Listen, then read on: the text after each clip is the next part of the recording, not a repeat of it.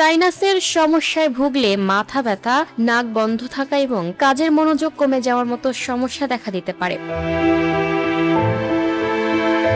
বিশেষজ্ঞদের মতে কিছু উষ্ণ তরল খাবার সাময়িকভাবে আরাম দিতে সাহায্য করতে পারে। প্রথমেই রয়েছে স্যুপ। সবজি বা মুরগির মাংসের গরম স্যুপ শরীরকে উষ্ণ রাখে এবং স্বস্তি দেয়। এছাড়া আদা চাও হতে পারে উপকারী। আদায় থাকে প্রাকৃতিক উপাদান, সর্দি, কাশি ও গলা অস্বস্তি কমাতে সহায়তা করতে পারে। তৃতীয়ত, গরম পানি পান করা অনেকের ক্ষেত্রে আরাম দেয়। চাইলে এতে সামান্য হলুদ ও গোলমরিচ মিশিয়ে পান করা যেতে পারে। পাশাপাশি মুখ ও নাকে হালকা ভাপ নিলে নাকের বন্ধ ভাব কিছুটা কমতে পারে। তবে মনে রাখতে হবে, এসব উপায় সাময়িক স্বস্তি দিলেও সাইনাসের স্থায়ী চিকিৎসা নয়। উপসর্গ দীর্ঘদিন থাকলে বা তীব্র হলে অবশ্যই চিকিৎসকের পরামর্শ নিতে হবে।